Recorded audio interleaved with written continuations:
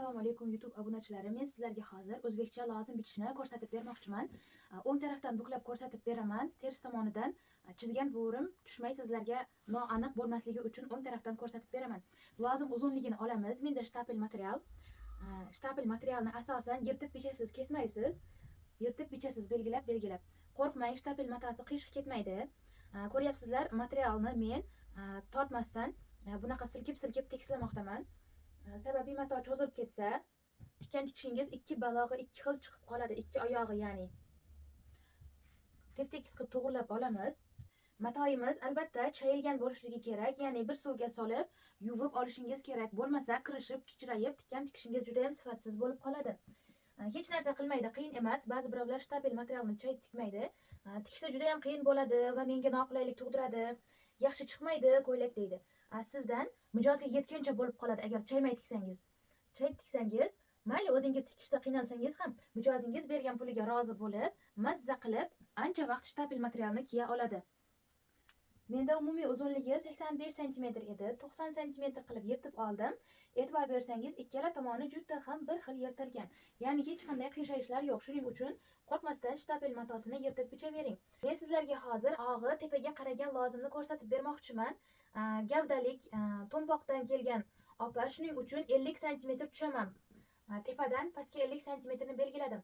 Agar sizda 50 razmerlar bo'lsa, 45 cm tushsangiz to'g'ri bo'ladi. Menda 50 razmerdan katta, 58, 60 razmerlarga 50 qildim. Agar juda ham bo'ksasi katta bo'lsa, 55 olsangiz bo'ladi. 50 cm qildim va menda baloq kengligi pasti 25 cm qilaman. Chunki juda ham lozim uzun emas. Menda katta razmer bo'lganligi uchun baloq kengligini 24 cm qilyapman.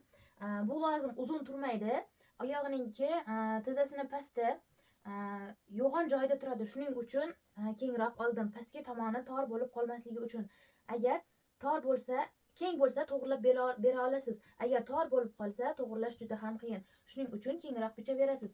Endi esa boyagi 50 cm bilan ikkisini tekis qilib birlashtirib olamiz. Mana xuddi shunaqa qilib, bu joydan 1,5 cm olib tashlaymiz. Lozimimizni ikki yoni osilib qolmasligi uchun. Bu yerni tikkaningizda tortadi, tikish. Figura berganingizda ham tortadi. Shuning uchun tikishi tortib qoladi va yoni pastga tomon shalvirab turadi. Shuning uchun 1,5 cm ni olib tashlashingiz kerak. Xuddi shu usulda mana chizib oldim. Endi esa buni kesaman. Kesgan vaqtingizda ham tubigacha olib kelmaysiz. 1,5 cm, o'sha 2-3 cm yetkazmasdan yo'q qilib chiqib ketasiz. Hech qanaqa razmerdan aynimayapman. Rovna razmerda bichmoqdaman. Ko'rib turganingizdek va manakay bizda endi bu joyi bir tomoni butun, bir tomoni esa kesilgan. Shu tomonini, mana kesilgan tomonini e'tibor berib qarang. Hozir aniqroq ko'rsatib beraman. Mana kesilgan tomonini 1 cm chiqarib tashlaymiz. Ko'rdingizmi? Bu tikishga kirib ketadi va ikkinchi tomonidan 1 cm olib tashlaymiz. Ya'ni tagidan 1 cm ni olib tashlash kerak. Nima uchun deganda, tikkan vaqtingizda tikishiga to'g'ri kelmay qoladi. 1 cm o'rtada tikkaningizda. Endi esa bu joydan mana oq uzunligi bizda 40 cm bo'libdi. 40 cm bo'lgan bo'lsa 1 cm qiyalatamiz.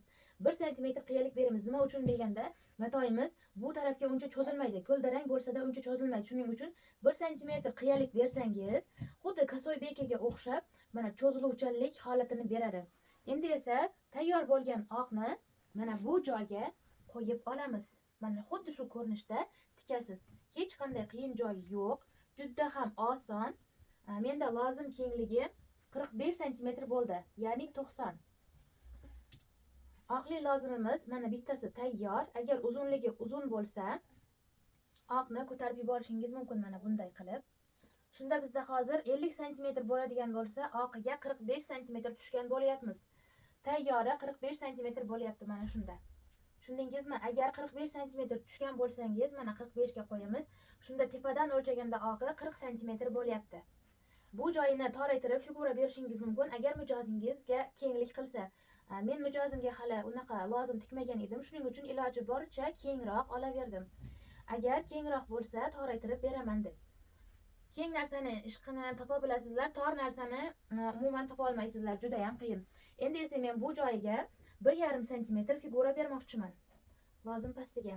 Juda ham kengday tuyuldi, shuning uchun 1 santimetr kesib figura bermoqchiman oyoq tomoniga. Mana xuddi shunday qilib, ko'p emas, ozginagina figura chiqardim. Va bizda butun tomoni bo'ladi. Mana bu ochiq tomoni, kromkasi deyiladi. Ochiq tomoni. Endi esa o'rtasini yorib kesib qo'yamiz. Chunki bu joyga boyagi kesib olgan uchburchak matoyimizni o'rnatamiz. Men sizlarga hozir bichish darsligini ko'rsatib beraman. Ikkala lozimni bichilishini, keyingi darsliklarimda esa bu lozimlarni qanday qilib tikishni ko'rsatib beraman. Bittasi tayyor. Endi esa ikkinchisi oqi pastga qaragan lozim. Hozir oqi tepaga qaragan lozimni bichib ko'rsatib berdim. Endi esa og'i pastga qaragan lozimni ko'rsatib beraman. 4 qavat qilib buklab olamiz. Mana qizlarjonlar, 4 qavat qilib buklayapman.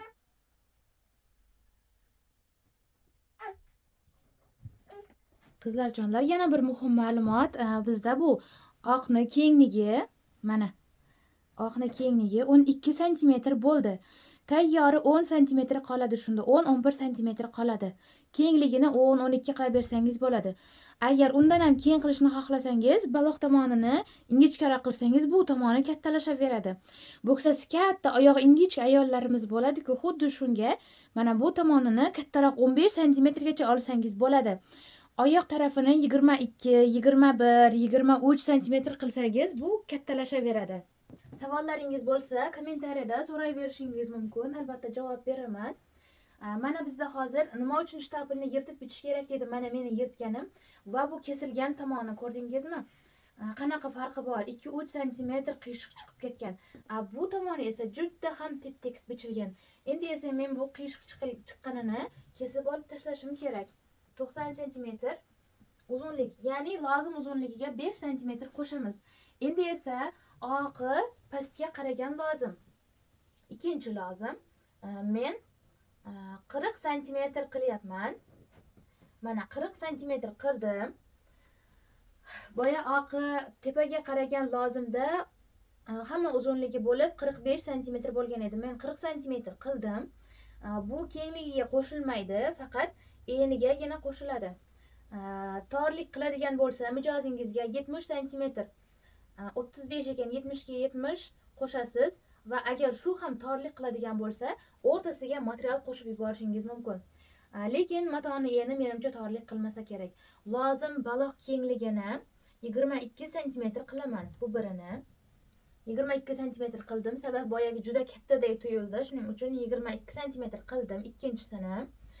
Endi esa boyagi 40 santimetr bilan ikkisini birlashtiraman. Ko'ryapsiz?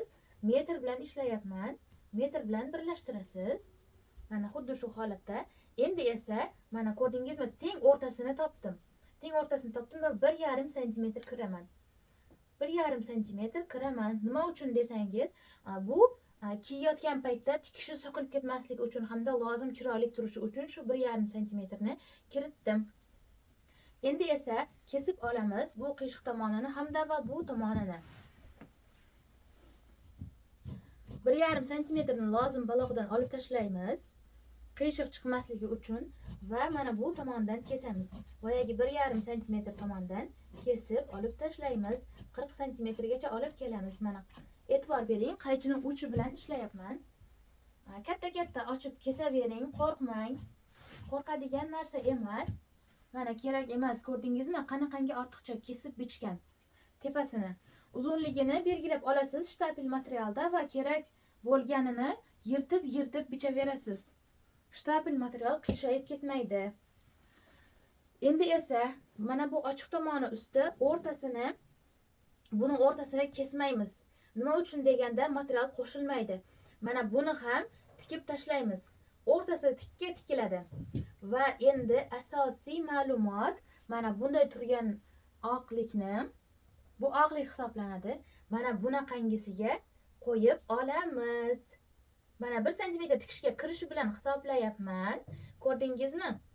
Oqi pastga qaragan lozim xuddi shunday bichiladi. Bundan 1 santimetr olib tashlaymiz. Hech qanday 2-3 santimetr olmaysizlar. 1 santimetrgina boya ham xuddi shunaqangi qiyaladik. Mana 1 santimetr olib tashlaysiz. E'tibor bering, 1 santimetrni bu tarafga emas, mana butun tomoni, ya'ni butun tomonidan qiyalab kesilgan tomonga olasiz.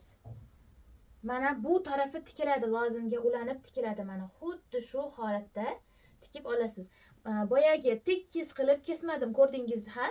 Mana tekis qilib olmadim. Mana tekislik bo'rsa mana shu qiya qilib olganimizda lozimni yon tikishiga prям razmeri bilan o'zi to'g'ri keladi. Mana xuddi shunday qilib qo'yamiz. Endi biz buni o'lchab ko'rishimiz kerak. Qancha santimetr bo'ldi? 42 santimetr yetadi. Lozim chuqurligi 45 santimetr bo'libdi bizda. Bu juda ham yaxshi. 45 santimetr. Mana xuddi shunday keltirib olasiz. Keyin yana bir ma'lumot, ikkinchi tomoni butun bo'lganligi uchun mana bir tomonini xuddi boyagi bichgan oqimizdek 1 santimetr olib tashlaymiz. Butun tomonidan 1 santimetr kesamiz. Nima uchun deganda, biz buni ulagan vaqtimizda 1 santimetrni yo'qotamiz. Bu ikkinchi tarafi butun, shuning uchun ikkisi ikki xil chiqib qoladi. Ikki baloq ikki xil ko'rinishda bo'ladi. Shuning uchun men yonini 1 santimetr kesib olib tashlayman. Butun tomonidan kesib olib tashlayman. 1 santimetr. Chunki ikkinchi tomonidan tikishga kirib ketadi. Shuning uchun shuni ham hisobga olishingiz kerak. 1 santimetr qanchalik rol o'ynashini bilganingizda edi, juda ham e'tibor bilan bichgan bo'lardingiz. Mana xuddi shunaqa bo'ladi. Keng ham emas, tor ham emas. Ayollarimizning xuddi shu son tomoni juda ham keng bo'ladi.